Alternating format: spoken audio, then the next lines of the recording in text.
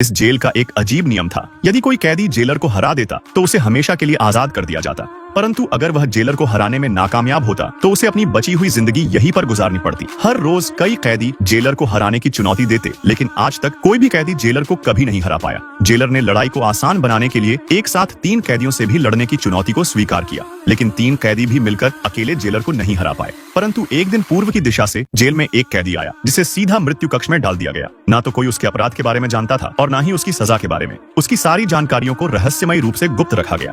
वह जब से जेल में आया था उसने एक भी अन्न का दाना ग्रहण नहीं किया, और जब एक साथी कैदी ने उससे पूछा कि वह खाना ना खाने के बाद भी कैसे जीवित रहता है, तो उसने बताया कि वह धूप की रोशनी को खाकर जीवित रहता है। वह हर रोज इतना कठिन अभ्यास करता कि जेल की दीवारों पर भी दरारें पड़ने लगी। साथी कैदी ने उससे आग्रह किया कि वह कुछ दिन आराम कर ले, क्योंकि जेल के अंदर 3 कैदी एक ही जंजीर से बंधे हुए होने के कारण उसे भी समस्या होती। परंतु तीसरे कैदी को सफेद दाढ़ी वाले का कठिन परीक्षण देखकर मजा आता, क्योंकि वह भी भारतीय कुंग फू कला सीखना चाहता था। एक दिन गुरु ने उसे अपनी कला सिखाने का फैसला किया। फिर दिन, साल, महीने बीतते गए और वह कुंग फू कला में निपुण हो गया। लेकिन एक दिन तीसरे कैदी की मृत्यु हो गई, जिसे ले जाने के लिए कुछ कैदी बाहर से आए, लेकिन उन्होंने गलती से गुरु के हाथों की एक जंजीर को ढीला कर दिया, जिससे गुरु और शिष्य को भागने का मौका मिल गया। उन्होंने एक साथ जोर लगाकर दूसरी जंजीर को तोड़ दिया। जेलर ने उन्हें चेतावनी देने की कोशिश की कि पिछले 500 सालों से यहाँ से कोई नहीं भाग पाया है, इसीलिए उन्हें अपने कमरे में वापस लौट जाना चाहिए। लेकिन दोनों ने जेलर की बात को अनसुना किया और अपने रास्ते चले गए। उन्होंने सभी कैदियों को आजाद कर दिया और जेल से भागने लगे। परंतु अंत में जेलर ने गुरु की जंजीर को पकड़ लिया। गुरु ने शिष्य को एक ताबीज दिया और अपनी बेटी को ढूंढने के लिए कहा, क्योंकि वह ही अब उसे यहाँ से आजाद करवा सकती थी।